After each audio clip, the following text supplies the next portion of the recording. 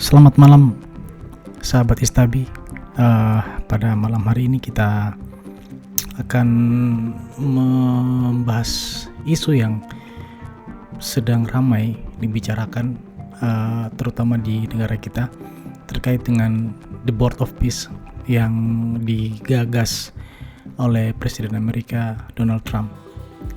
Pada tahun 2026 ini, dunia sedang menyaksikan sebuah eksperimen geopolitik terbesar sejak Perang Dingin, atau bisa dibilang sejak Perang Dunia Kedua. Donald Trump yang kemudian terpilih kembali menjadi presiden untuk periode kedua, duduk di Gedung Putih. Dia tidak ingin lagi hanya sekedar membuat Amerika hebat lagi dengan semboyannya Make America Great Again. Ambisinya kemudian lebih lagi berevolusi. Trump ingin meruntuhkan tatanan dunia pasca 1945 yang dibangun di atas institusi birokratis lamban menurut dia, seperti PBB, NATO, WTO. Kemudian dia ingin mengganti dengan sebuah tatanan baru yang disebut sebagai The Board of Peace. Kalau di bahasa Indonesia ya Dewan Perdamaian. Lalu apa sebenarnya makhluk ini? The Board of Peace bukanlah organisasi internasional dengan gedung megah dan ribuan staf. Ini adalah antitesis dari PBB. Ia adalah sebuah konsorsium elit, sebuah dewan direksi global yang terdiri dari segelintir pemimpin negara, taipan bisnis, dan negosiatur ulung yang ditunjuk langsung oleh Trump. Tujuan Trump membentuk ini sangat pragmatis dan brutal. Pertama, bypass birokrasi global. Trump work dengan Dewan Keamanan PBB yang selalu diveto oleh Rusia dan Cina. Padahal Amerika sendiri sering memberikan veto, terutama dalam isu-isu yang berkaitan dengan Israel. Board of Peace dirancang untuk mengambil keputusan dalam hitungan jam, bukan tahun. Perdamaian tidak lagi dirundingkan lewat resolusi, tapi lewat transaksi. Yang kedua adalah transaksionalisme murni. Dalam doktrin Trump di periode kedua ini, dia duduk di Gedung Putih. Perdamaian adalah komoditas. Tidak ada lagi bantuan luar negeri gratis. Negara yang ingin aman harus membayar, pay to play, atau memberikan konsesi ekonomi. Dewan ini bertugas menetapkan harga tersebut. Oleh karenanya kita tahu bahwa Indonesia jika ingin masuk menjadi anggota Board of Peace harus memberikan setoran, kalau tidak salah sekitar 17 triliun. Dan itu berita terbaru bahwa Menteri Luar Negeri Sugiono menjelaskan bahwa akan diangsur. Pertama ini sudah menyetor sekitar 1,7 T kalau tidak salah. Kemudian mengisolasi musuh ideologis. Dewan ini mengecualikan birokrat karir dan ideolog. Anggotanya adalah para strongman dan CEO yang bisa memotong kompas hukum internasional demi hasil instan. Bagi Trump, PBB adalah toko kelontong tua yang sudah bangkrut. Board of Peace adalah Amazon, cepat, efisien, kejam, dan dikendalikan oleh satu algoritma pusat, kepentingan Amerika. Wajar saja apabila kemudian Trump mengatakan bahwa PBB adalah toko kelontong tua yang bangkrut, karena begitu kemudian Amerika Serikat, dalam hari ini adalah Presiden Trump, menarik diri dari PBB, keluar dari banyak lembaga PBB, artinya pemerintah Amerika tidak lagi mendanai PBB. Terlihat ketimpangan atau kepincangan badan-badan PBB karena berkurangnya dana, yang dimana Amerika adalah salah satu donatur terbesar untuk PBB. Kemudian struktur dan cara kerja Board of Peace berbeda dengan PBB yang berbasis pada prinsip satu negara satu suara. Board of Peace bekerja dengan prinsip siapa kuat dia menentukan. Komposisi ya, ini prediksi, belum pasti, tapi kira-kira seperti ini. Chairman, artinya ketuanya itu Donald Trump. Jadi kalau PBB, sekjen PBB itu dipilih dalam majelis ya, dalam majelis, kemudian dipilih siapa yang akan menjadi sekjen PBB. Tapi sepertinya karena Trump ini yang mengusulkan atau menginisiasi berdirinya Board of Peace ini, sepertinya dia juga akan atau ingin untuk menduduki posisi puncak ini di Board of Peace. Kemudian the enforcers, penegak perwakilan militer yang loyal dan sekutu kunci, kemungkinan ya ada Israel, Hungaria, Argentina, dan beberapa negara lain. Kemudian pemodal atau the financiers, perwakilan negara Teluk, Arab Saudi, yang menyediakan dana liquid untuk membeli perdamaian di kawasan konflik. Kita tahu bahwa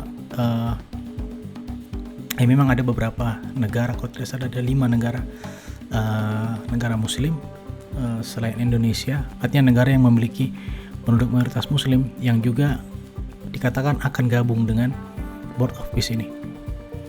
Mekanisme penyelesaian konflik, bayangkan konflik Ukraina Rusia atau Palestina Israel, PBB akan mengirimkan pasukan perdamaian dan bantuan kemanusiaan.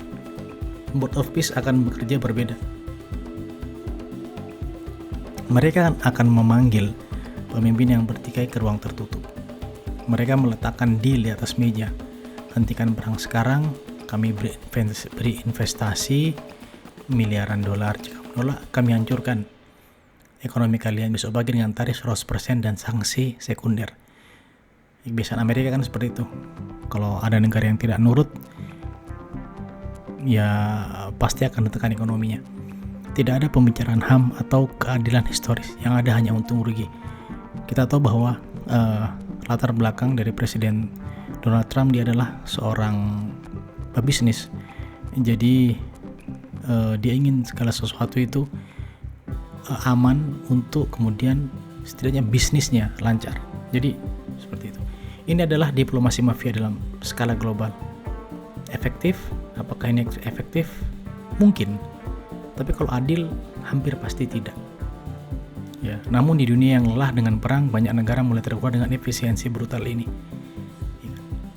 Negara-negara yang sering konflik mungkin melihat ini sebagai sebuah investasi yang udahlah, kita gabung aja supaya aman.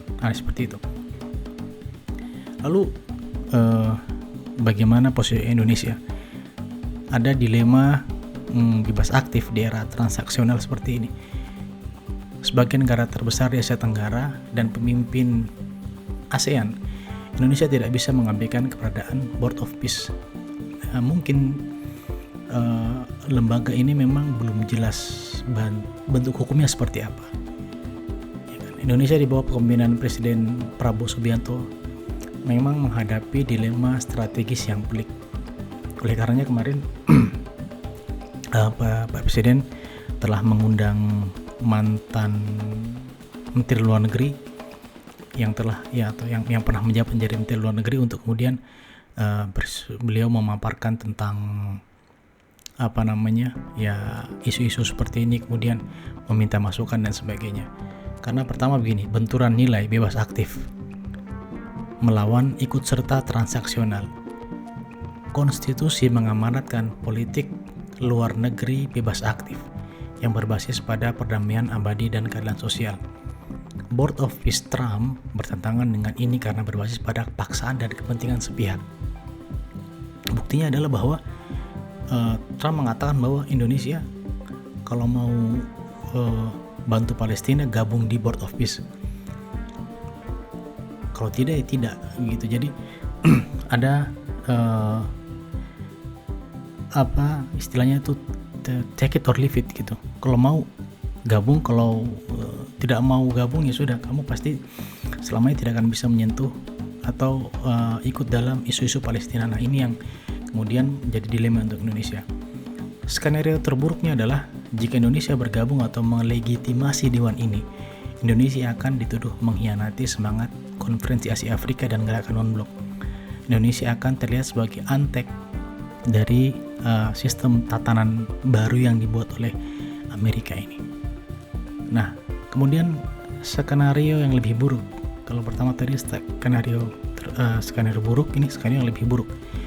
Jika Indonesia menolak mentah-mentah, Trump yang terkenal pendendam bisa memasukkan Indonesia ke dalam daftar target tarif atau mempersulit investasi manapun di Indonesia. Amerika kan seperti itu, nggak mau nurut, pasti nanti dikasih tax itu, dikasih kenaikan pajak. Nah, itu berbahaya juga. Nah, ujian terberatnya adalah isu Palestina. Board of Peace kemungkinan besar akan mendorong normalisasi hubungan Arab-Israel secara paksa dan mengesampingkan solusi dua negara demi perdamaian ekonomi.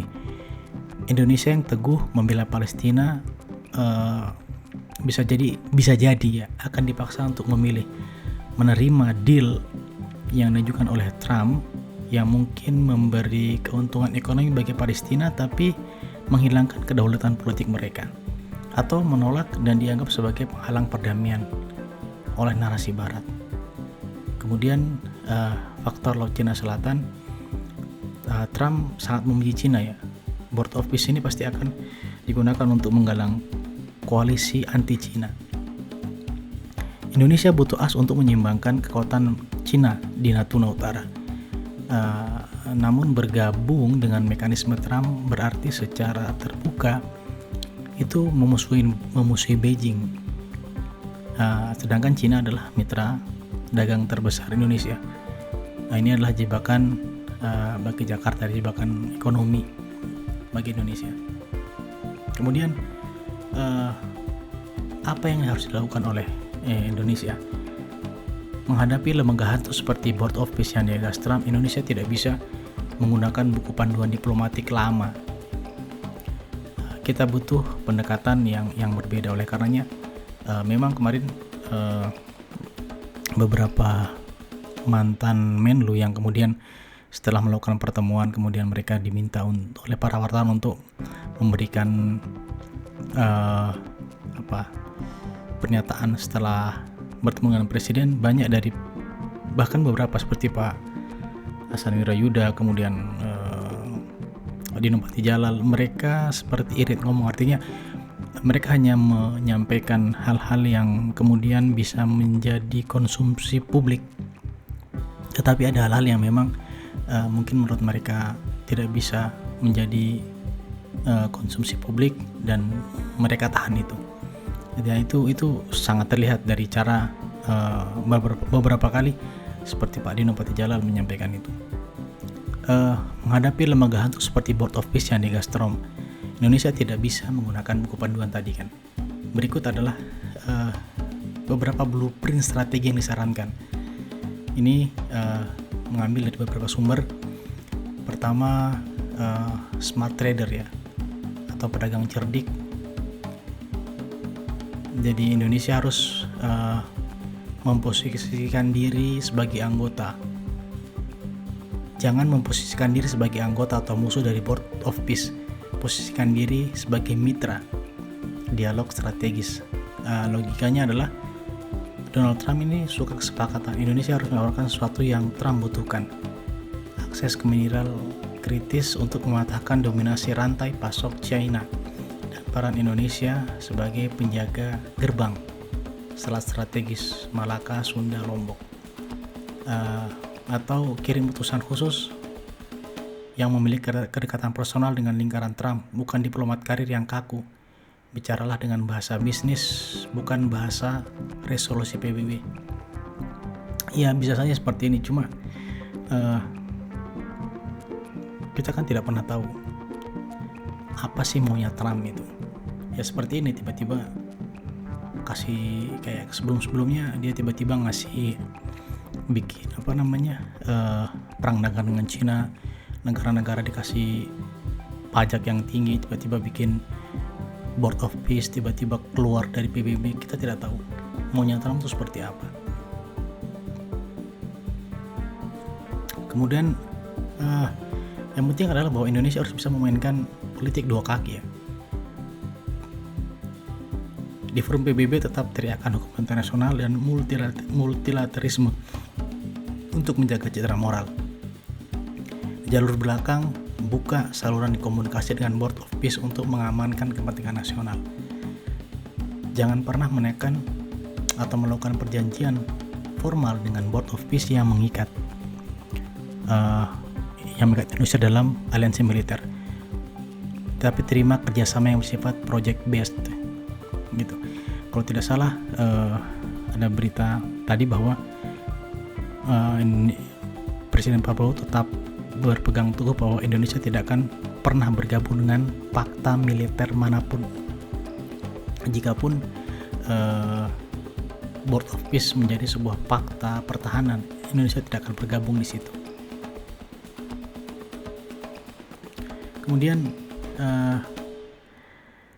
kita juga perlu memetakan resiko dari keberadaan lembaga ini. Jika Trump berhasil memaksa Rusia dan Ukraina damai serta menenangkan Timur Tengah lewat dewan ini, maka PBB akan menjadi museum sejarah. Legitimasi hukum internasional runtuh. Dunia akan kembali ke era hukum rimba di mana yang kuat yang menang. Dampak bagi RI, Indonesia harus memperkuat militer secara drastis karena tidak ada lagi polusi dunia atau hukum PBB yang bisa melindungi kita dicaplok negara besar. Skenario kedua adalah jika terjadi chaos atau Board of Peace ini tidak berjalan sesuai yang direncanakan, maka dewan ini akan bubar. Namun karena PBB sudah terlanjur dilemahkan, dunia akan mengalami kekosongan kekuasaan. Dampak bagi Indonesia adalah ketidakstabilan ekonomi global, gangguan rantai pasok, dan potensi konflik terbuka di Asia Pasifik tanpa adanya mediator. Nah, ini isu yang sedang hangat dibahas di Indonesia terutama karena ya itu salah satu isu yang diangkut dari Board of Peace ini terkait dengan di isu Palestina. Jadi karena isu Palestina, Indonesia harus masuk sebagai negara muslim terbesar di dunia seperti itu, dan Indonesia selalu berdiri di barisan paling depan untuk kemudian menyuarakan kemerdekaan bagi negara Palestina. Baik, sahabat Islami, mungkin malam ini kita cukupkan dengan isu ini. Kita akan sambung lagi dengan isu-isu selanjutnya. Apabila isu ini ada perkembangan, pasti akan kita update di channel kesayangan kita Istabi. Salam akal sehat.